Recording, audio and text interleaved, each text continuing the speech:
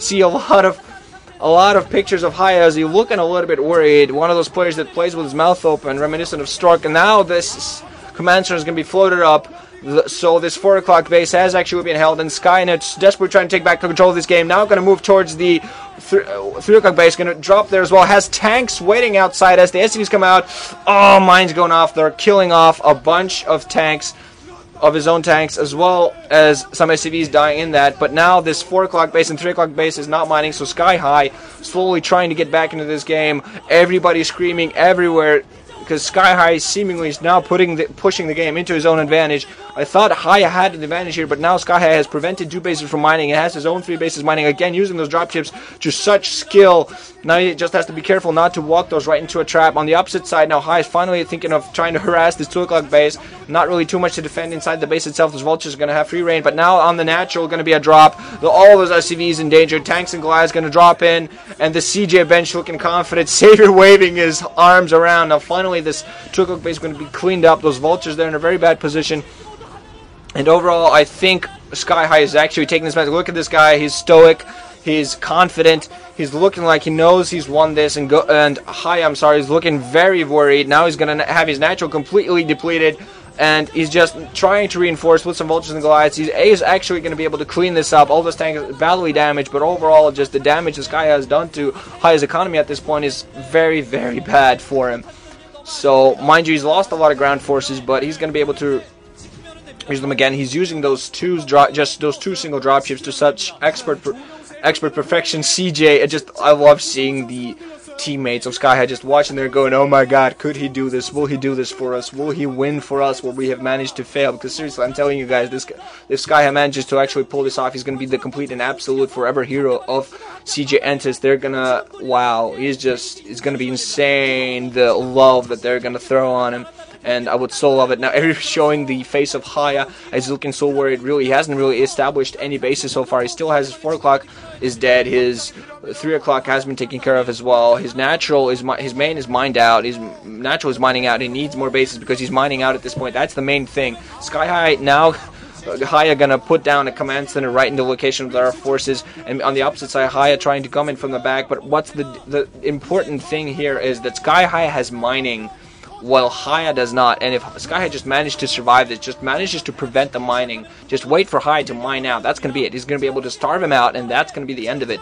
HiyA will not be able to pull off once he's going to be starved. Right now, some SCVs being pulled off, so apparently, yeah, the 11 o'clock, the 10, 11-ish o'clock location has been taken here by SkyHigh. So he's again now going to have 2 fully mining bases and 1 partially mining base that's partially dying.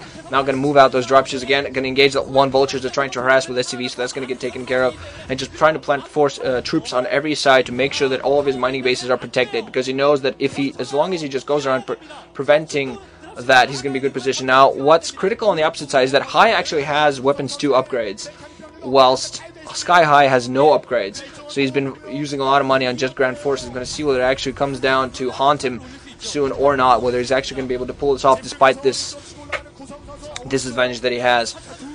2 mining bases so far for SkyHigh, 1 partial mining base. HiyA only has his natural mining. I think he might have slowly established the 8 o'clock base, but now going to move out towards this 2 o'clock, trying to take as much as he can. Now has vultures alongside tanks there. There are minimal forces there to defend for SkyHigh, because Sky has most of his forces at the 9 o'clock location. Some tanks there and Goliaths are going to get taken down by mines and vultures.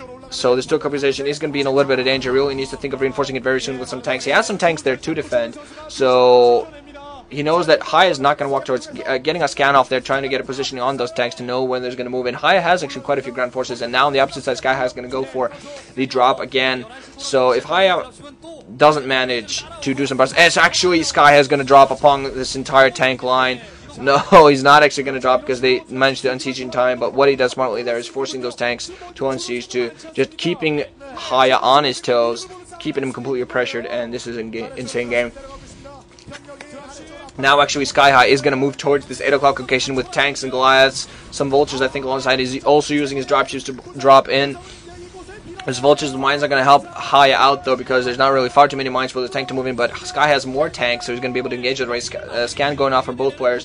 So what really helping HiyA, slightly helping him, is that advantage that he can kill tanks with lesser hits, fewer hits than SkyHigh can kill HiyA's tanks. So that is really the only advantage he has. So he has those 3 tanks, going to plant that, and HiyA is going to be able to defend this 8 o'clock base despite those scans going off and being shelled. So HiyA will actually defend this, but now a dropship, another dropship coming in, very close, right on those siege tanks, forcing those tanks to unsiege. One tank going off, oh, mine drag, using a tank to a friggin' tank bomb on a few more tanks, just sacrificing one of his own tanks to get those mines to explode. Now we're going to see what he manages to do again, just microing his tanks beautifully to get those mines to pop up. And now HiyA is in a lot of trouble. He's now trying to move towards this 2 o'clock, apparently just sacrificing his tanks there right into mines. And CJ look very confident. They look like they know they've won this. SkyHigh just with a confident look on his face, just looking on. HiyA now going to get this 8 o'clock completely ambushed and taken care of, while not managing to do any sort of damage to this 2 o'clock. So SkyHigh somehow, despite an early disadvantage, is now taking this game, I believe, and don't really see anything that HiyA can do. He's now distance mining at that mineral only at the lower left, and now even more drops is going to come in from SkyHigh. So that's really been his saving grace in this match. As soon as those dropships got into the game, that was it. That was the death knell. That was it. Now gonna come in with tanks at the natural, gonna start sieging everything, gonna take care of all the forces at this. There's no mining going on here, but he's gonna be able to take care of upgrades, gonna go for those factories, gonna kind of think GG from HiyA. Oh my freaking god. Who is the hero tonight? Who is the hero tonight?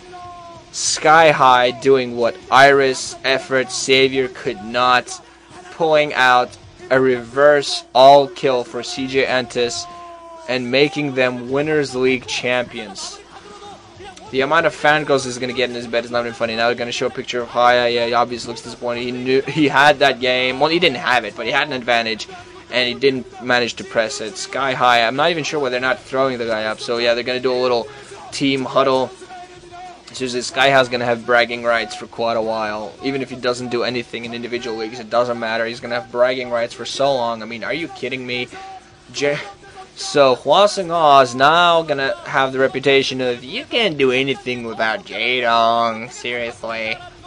Just Jaedong is everything on your team. And honestly, man, how disappointed you have to be. Jaedong must be friggin' screaming within himself. First of all, for going for that 5-pull. Second of all, at his teammates for actually failing to win this for him. So SkyHigh, this hero of CJ Entus, the winners of the Winners League. Jaedong there you go. That sums it up. So, wow. I have no real words other than that. SkyHigh, I tip my hat off to you, man. That was amazing. Getting a reverse all kill against Hwaseung OZ, killing Jaedong, and then just wow. So yeah, CJ Entus showing why they're a versatile, strong team and why they shouldn't be counted out. I really look forward to seeing how they continue to progress in the Pro League, whether they break down due to the fact that the Winners League format isn't active anymore, or whether they just continue to shine. And honestly, I hope they do, because wow, with prospects like that, you gotta feel happy and you gotta feel confident. So wow, GG guys, all in all. Enough said. I don't really think it needs any more words than that. So, ranching out.